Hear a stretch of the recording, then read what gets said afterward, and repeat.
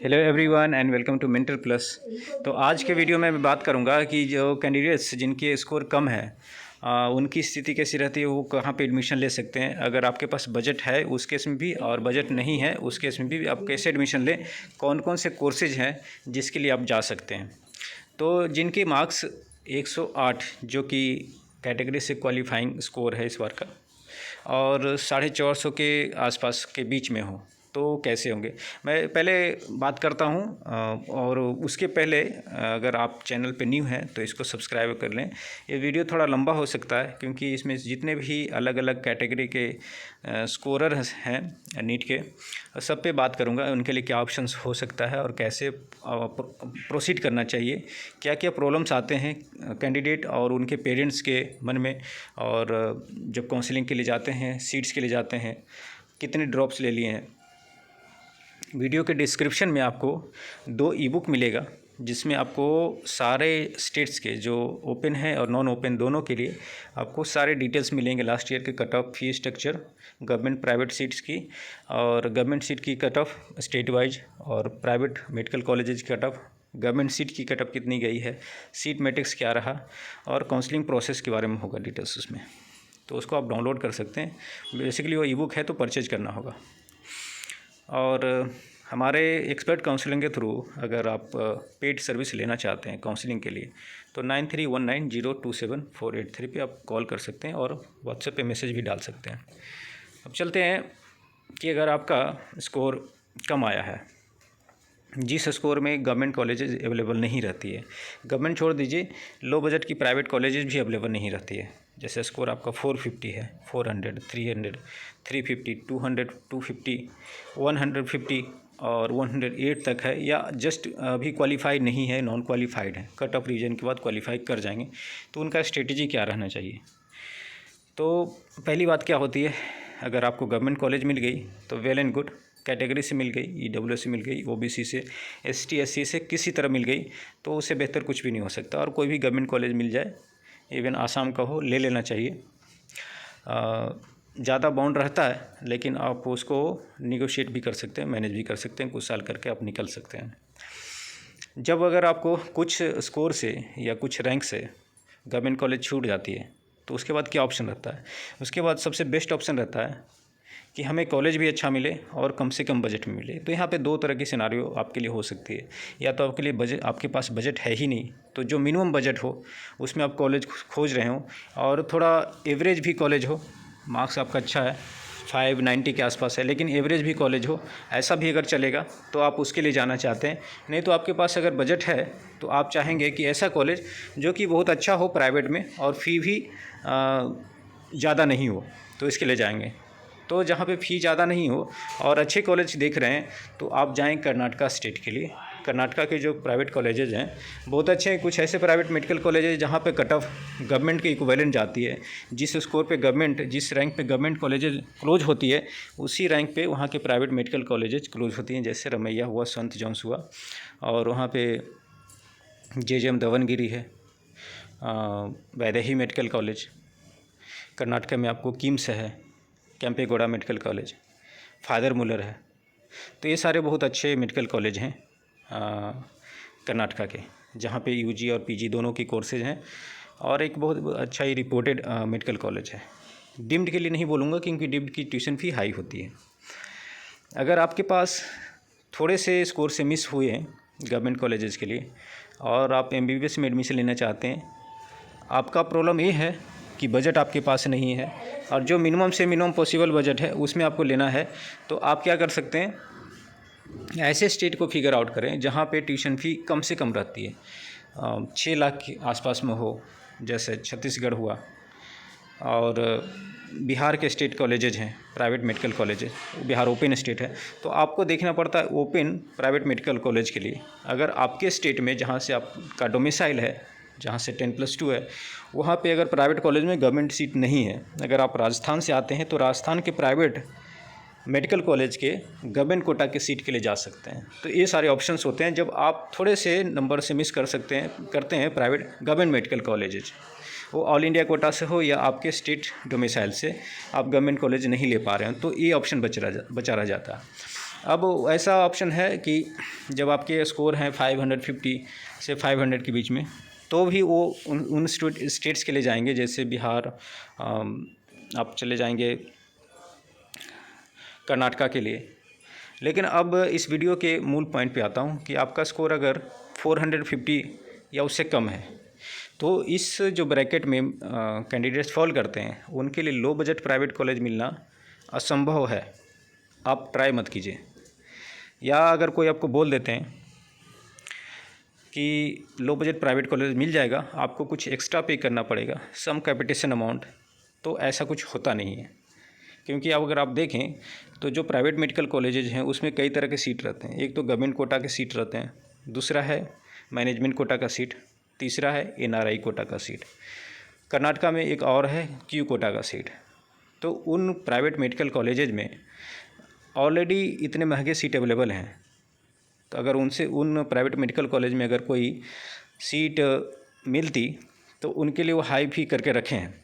इनको अलग से लेने की ज़रूरत नहीं पड़ती, और ये चीज़ लीगल भी नहीं है, और ऐसा होता भी नहीं है। क्योंकि इस इंडस्ट्री में जो मेडिकल एडमिशन में है उसमें बहुत सारे फ्रॉड हैं। आपको बहुत नंबर से कॉल आ जाते होंगे जो आप नहीं करते हैं। मेंटर प्लस कभी आपको कॉल नहीं करता, क्योंकि आप वीडियो यहाँ पे देखते हैं, वीडियो में आपको जो जानकारी मिलती है उसके बेसिस पे आपको लगता है कि ये जानकारी के बेसिस पे मेरा कुछ हल हो सकता है, डिटेल में जानकारी चाहिए होती है या पेड काउंसलिंग गाइडेंस चाहिए होती है, तो आप हमें कॉल करते हैं। कभी भी आपको अननोन नंबर से कॉल नहीं आएगा हमारी तरफ से। लेकिन आप उनसे ज़रूर सावधान रहें, जो कि बहुत ही आकर्षक ऑफ़र देते हैं और उसके चक्कर में आप फंस जाते हैं। तो there is so much of marketing going on. I request all of you not to get so much attracted towards those offer and lose your money। ठीक है, तो सबसे पहले अगर आपका बजट नहीं है तो आप उन ऑप्शन के बारे में जानना चाहेंगे जहाँ पे ट्यूशन फ़ी कम से कम है। कर्नाटका, छत्तीसगढ़, मध्य प्रदेश, बिहार, ये सब स्टेट के बारे में बताया। तो ये सारे जो ऑप्शंस हैं 500 से 550 के बीच में ख़त्म हो जाएंगे। जो 400 या 450 या उससे नीचे के स्कोरर्स हैं उनके लिए जो ऑप्शन बचेगा 65 से 70 लाख के पैकेज में ही बनेगा, उससे कम में नहीं बन सकता है। तो प्रैक्टिकल यही चीज़ है। फेक ऑफर से बचें। मैं दोबारा रिपीट करता हूँ कि आपके पास वो कॉलेजेज अवेलेबल नहीं होंगे जहाँ पे जो पैकेज है 40, 45, 50, 55, 60 तक के पैकेज हैं, अगर आपका स्कोर इस ब्रैकेट में पड़ता है। और जो फेक ऑफ़र्स हैं, प्रमोशनल मैसेज आते हैं, कॉल्स आते हैं अननोन नंबर से, उनसे बच के रहें। अगर एनआरआई कोटा है तो एनआरआई कोटा से एडमिशन ले सकते हैं अगर आपके पास बजट है। अगर कॉलेज को सीट सेल करनी रहती तो एनआरआई कोटा होता ही नहीं। अगर एडमिशन होती है ऑनलाइन और ऑनलाइन काउंसलिंग के थ्रू सारे सीट फिल हो जाते हैं तो अलग से एडमिशन कुछ हो नहीं सकती।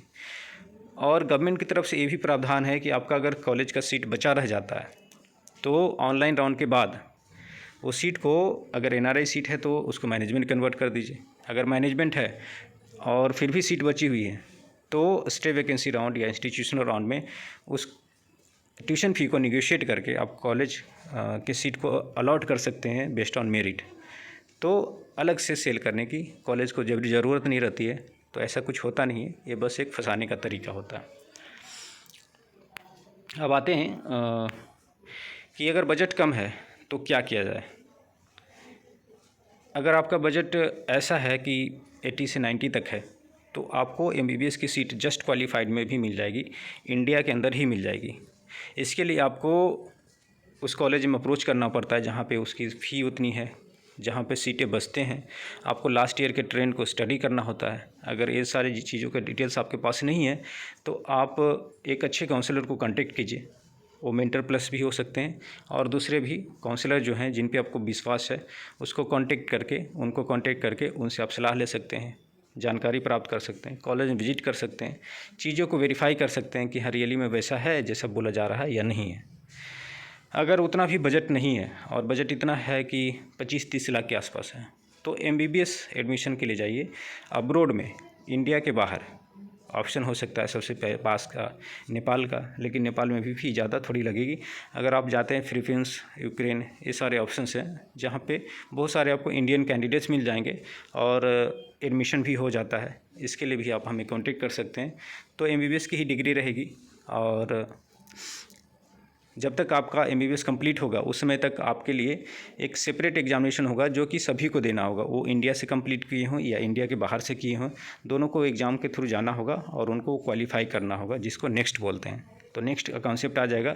तो आपको एक सेपरेट एग्ज़ाम दे करके जो FMG कहलाता है, FMG EFMGE foreign medical graduate examination, उसको क्वालिफाई करने की ज़रूरत नहीं पड़ेगी, बल्कि एक कॉमन टेस्ट होगी जिसको नेक्स्ट बोलेंगे। अगर उतना भी बजट नहीं है तो फिर 5 लाख से 10 लाख के टोटल पैकेज में या 12 लाख तक के पैकेज में आप BDS में एडमिशन ले सकते हैं। बहुत सारे ऑप्शंस हैं। BDS भी एक बहुत पुराना कोर्स है और इसमें आपको PG भी होता है, MDS, जिसकी काउंसलिंग अभी चल रही है। इसके बाद भी एक बहुत ही अच्छा उभरता हुआ ऑप्शन है जो BDS को भी पीछे छोड़ रहा है, वो MBBS और BDS के बीच में आ गया है उसका डिमांड। तो MBBS के बाद उसका डिमांड है वो है BAMS का।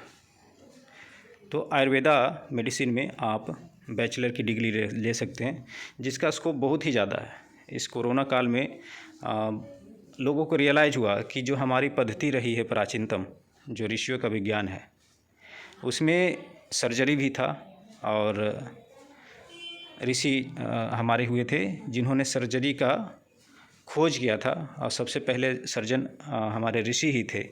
तो अब BAMS में सर्जरी भी आ गया है। S is standing for surgery और आयुर्वेदा मेडिकल है। तो उसमें भी बहुत आपकी जानकारी पे डिपेंड करता है। आप बहुत बड़े बड़े रोग का इलाज आसानी से कर सकते हैं और उसमें परमानेंट ट्रीटमेंट है, क्योंकि वो जो मॉडर्न मेडिसिन है, एलोपैथी है, उससे ज़्यादा ही पुराना साइंस है। और अगर भारतीय हैं तो आप उसको समझते भी होंगे उसका क्या इम्पोर्टेंस है। तो एक प्रयास है BAMS के माध्यम से कि जो पुराना विज्ञान है चिकित्सा का, उसको फिर से उभारा जाए और इसके लिए आप BAMS का भी कर सकते हैं। डिग्री से ज़्यादा वैल्यू आपकी जानकारी का होता है, आपके प्रैक्टिस का होता है, आपके नॉलेज का होता है और इसमें आपकी सैलरी भी अच्छी है। फिर होम्योपैथी का है BHMS, इसके लिए भी जा सकते हैं। अल्टीमेटली आपको समझना होगा कि आप एक MBBS का लेवल चाहते हैं, क्योंकि MBBS का लेवल लग जाएगा तो उससे क्या हो जाएगा, आप एक जनरल फिजिशियन ही रहेंगे, आप एक कंप्लीट स्पेशलिस्ट नहीं बनेंगे। उसके लिए आपको PG करना पड़ता है 3 साल का, जिसके लिए आप या तो गवर्नमेंट में एडमिशन लीजिए, नहीं तो फ़ी बहुत ही हाई होता है। अभी PG के लिए भी काउंसलिंग चल रहा है और हम लोग PG का भी काउंसलिंग कराते हैं। आप दूसरा चैनल देख सकते हैं, नीट मेंटर के नाम से, यूट्यूब पे। तो आप अगर लेवल लगाना चाहते हैं MBBS का या MS का, MD का, DNB का, तो एक अलग बात है। लेकिन आप सही में चाहते हैं कि समाज की कुछ सेवा करना, एक ऐसा इस्टेब्लिश कैरियर चाहते हैं जिसमें आपको अच्छे खासे पैसे हों, तो आप BAMS के लिए भी जा सकते हैं और BDS के लिए भी जा सकते हैं। अब्रोड से भी MBBS कर सकते हैं, उसमें कोई प्रॉब्लम नहीं है। फिर बाकी जो ऑप्शंस हैं आयुष के, जैसे BNYS यूनानी का है और नेचुरोपैथी का है, फिजियोथेरेपी का है, इसके लिए आप जा सकते हैं। कोई ऑप्शन बुरा नहीं होता है, डिपेंड करता है कि उसमें कितनी कंपटीशन है। तो MBBS में तो बहुत कंपटीशन है, बिना उसके लिए आपको PG किए हुए, और PG में भी बहुत ब्रांचेज में आगे सुपर स्पेशलाइजेशन करने होते हैं। तो 6 साल का ये course plus 3 years plus 2 years, 6 + 3 9 to 11 years का कोर्स आपको, तब आप एक सुपर स्पेशलिस्ट बनेंगे। और अगर आयुर्वेदा में जाते हैं तो कम ही समय में आप बहुत कुछ सीख पाते हैं, क्योंकि उधर अभी कंपटीशन कम है और डिमांड भी करंट सिचुएशन को देख करके हाई है। तो ये भी एक बहुत अच्छा ऑप्शन है। तो देखने के लिए आप उसके मार्केटिंग पे नहीं जाएं, उसके कितना उसका मार्केटिंग किया हुआ है मार्केट में, क्योंकि आपको एक चिकित्सा प्रणाली की तरफ बढ़ना है, मेडिकल साइंस की तरफ बढ़ना है और आपको ट्रीटमेंट करना है, चीज़ों को सीखना है, प्रैक्टिस करना है और अर्निंग भी करनी है। तो आप बाकी के ऑप्शन भी देख सकते हैं, इसको फिगर आउट करना है। और आप बहुत सारे मटेरियल्स पड़े हैं, उसके देख करके आप डिसाइड कर सकते हैं कि अगर आपका स्कोर, अब ड्रॉप करने की भी एक लिमिटेशन होती है। अगर आपको लग रहा है कि ड्रॉप करने से आपको कुछ बेनिफिट मिलेगा तो बिल्कुल ड्रॉप कीजिए, 1 बार कीजिए, 2 बार कीजिए। ऐसे तो नीट UG के एग्जामिनेशन के लिए ड्रॉप का कोई लिमिट नहीं रखने दिया गया है, कितना भी ड्रॉप कर सकते हैं और एज की भी कोई लिमिट नहीं है। इसका मतलब ये नहीं कि कितना भी ड्रॉप लेते रहें, आपका जो स्कोर है वो फर्दर सुधरने के बदले गिर सकता है। तो इन सब बातों के साथ मैं इस वीडियो को यहाँ पे कंक्लूड करना चाहूँगा, और बस यही है कि आपके पास जो बजट है, जो स्कोर है, उसके बेसिस पे डिसाइड करें। एक बार डिसीजन ले लिया तो स्टेप में आगे बढ़ें। बहुत सारे लोग हैं, बहुत बात करें, अलग अलग तरह की बातें करेंगे। अलग अलग तरह की बातें से कन्फ्यूजन क्रिएट होता है, दो तरह के मत बनते हैं, दो से ज़्यादा मत बन जाते हैं, कन्फ्यूजन क्रिएट होता है। इसलिए आप डिसीजन लीजिए और देखिए कि किस पे ट्रस्ट कर सकते हैं, उनके साथ आगे बढ़िए। एडमिशन तो हो ही जाता है, और बाकी ऊपर ईश्वर भी है, इस पर भी भरोसा रखना चाहिए। So thanks for watching again and have a nice day.